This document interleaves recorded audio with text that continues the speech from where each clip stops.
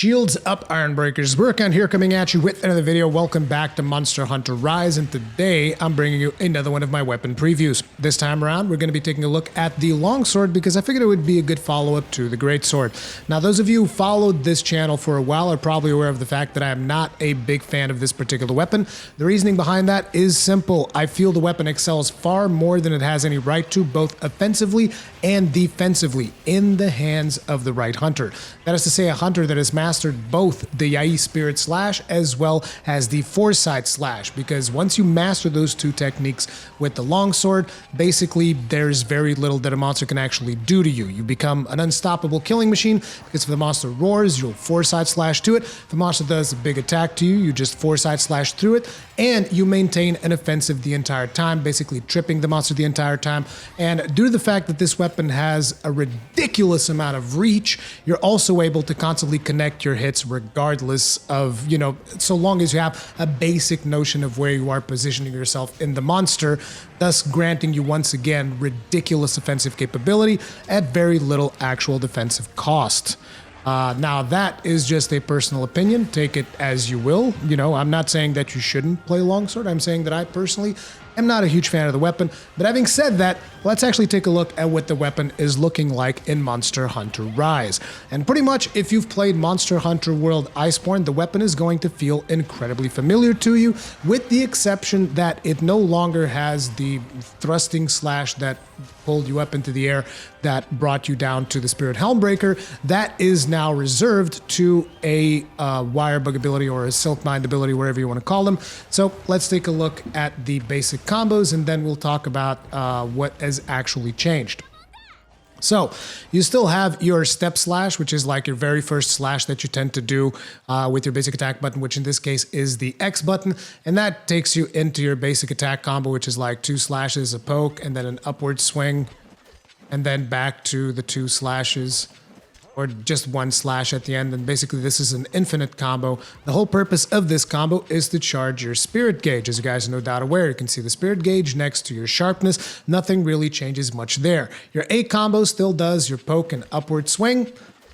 And you guys might be like, well, what's the purpose of this combo? Those of you who've actually never played longsword might be thinking, what's the purpose of the A combo when you already have the X combo, which includes those moves into its moveset? The reasoning is the A combo is slightly faster. At least this is what I believe to be the reasoning. Again, I'm not a longsword expert, so all of you longsword mains out there, feel free to correct me. But the reasoning behind that is to maintain your attack stance, because in order for you to be able to do Foresight Slash, very much like in Monster Hunter World, you need to be like in the middle of a combo.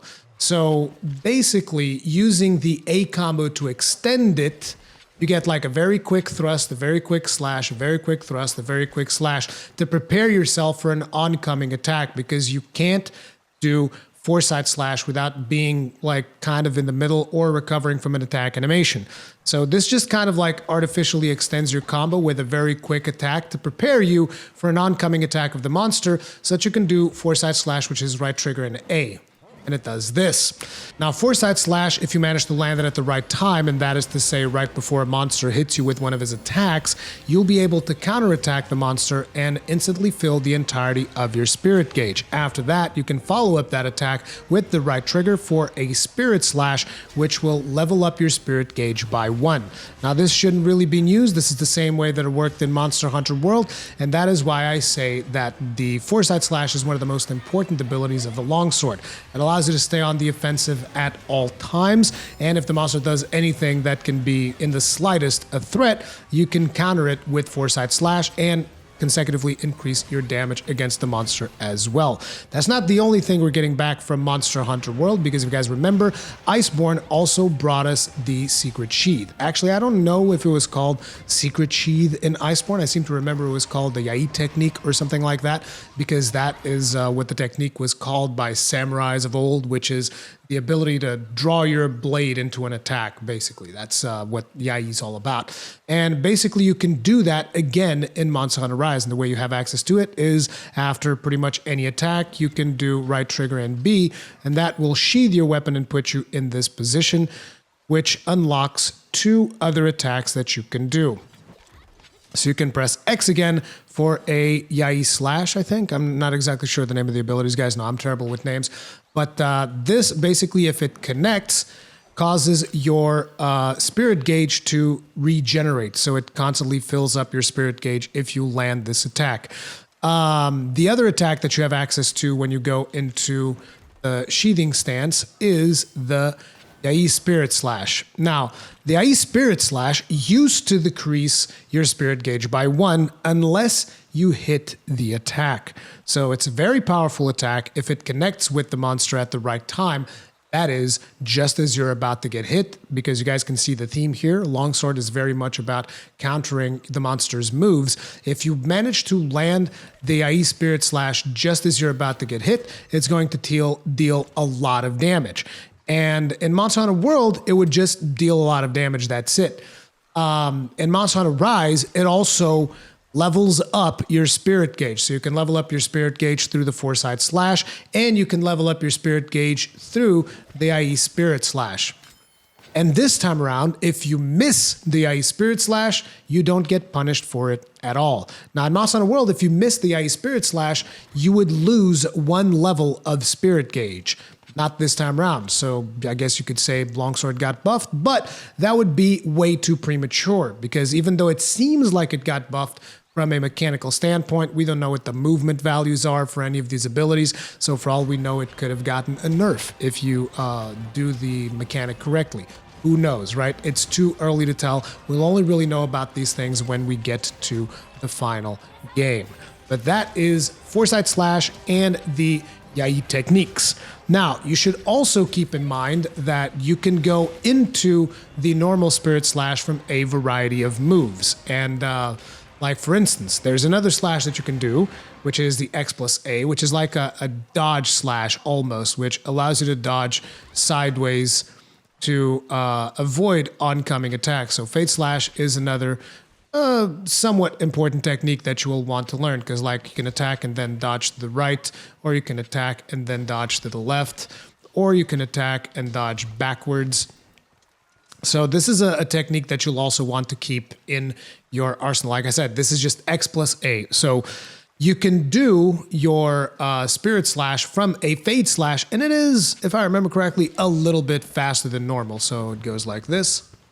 And then you can follow it up with the remaining hits of the Spirit Slash. You can also do the same thing for your Yai Slash. So that means you can go into your sheathing stance and then do X, and then follow that up with a Spirit Slash. Now, we can't do that in the practice thing, but you'll probably see me do it a bunch of times in the other gameplay that I show, because it is one of the most efficient ways to to level up your spirit gauge. Now, the reason I can't do it here is because, you know, my spirit gauge is empty, so I'm a little bit limited in the amount of things that I can show you. So those are kind of like the bread and butter things that you want to keep in mind for a longsword. Now let's talk about the Silkbind attacks, because I know that I've talked about a lot of stuff, and a lot of people that, you know, maybe you haven't booted up the demo yet and you're like, Rurikhan, where's the Spirit Helmbreaker? Where's my big numbers? Because I know that people love the Spirit Helmbreaker. And the way that you do Spirit Helmbreaker now is your Silkbind art, which I actually don't know what the name of it is. Let me actually check the names in the Hunter's Notes real quick. The Silkbind art is called the Soaring Kick. And the Soaring Kick, what it does, you press your left trigger and X, and it looks almost like a regular, just like Silkbind from neutral position. But if you land on top of the monster, you have two choices. If you do nothing, it is going to do a downward thrust, kind of similar to the one that we had with the Greatsword. And that downward thrust causes your spirit gauge to regenerate, very much like the Yai Slash, right? So that's another option for you to regenerate your spirit gauge if you need to generate more spirit gauge. If, however, your spirit gauge is full, or you're, you know, level 1, level 2, or level 3 in your spirit gauge, you can press the right trigger to go into a Spirit Helmbreaker. And that is the only way to access Spirit Helmbreaker as of yet in this demo. And if I missed something, please let me know, but I highly doubt it. So yes, Spirit Helmbreaker is now tied to a Silkbind attack, for those of you that are wondering.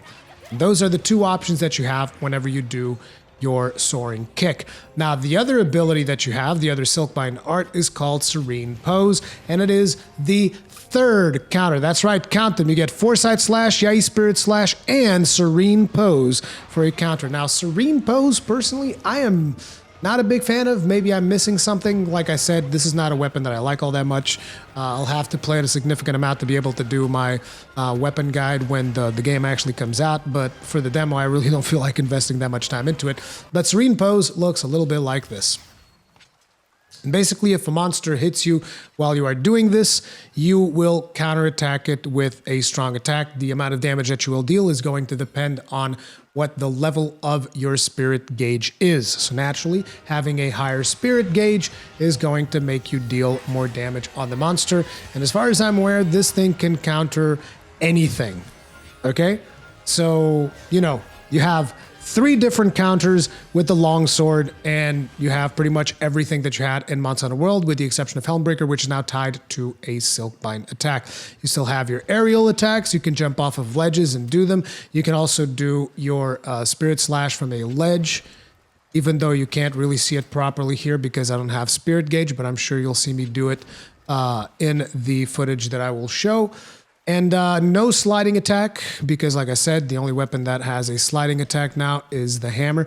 But you can jump from a slide and then go into a regular slash or go into your Spirit Slash, just like you would expect from any type of aerial maneuver that you can do. You can also do so by, you know, using the regular wire bug moves by pressing your left trigger and X. And you can go into a Spirit Slash from that. But that, ladies and gentlemen, is the longsword. And like I said, I still think that the longsword is an extremely potent weapon. And some of you guys might be like, it doesn't even deal that much damage. The hunting horn deals way more damage. It's not about the amount of damage it deals, even though I think that the longsword actually deals a ton of damage. But it's not just about the amount of damage it deals, it's about the ability to relentlessly attack the monster because of all of these counters and all of these tools that you have to deal with monster attacks. You basically don't have to stop attacking ever if you play your cards right, because the weapon has a lot of reach, because you have a lot of counters, because you just have so much in your kit that basically you're going to tire out the monster, you're going to cause him to flinch, you're going to cause him to fall over.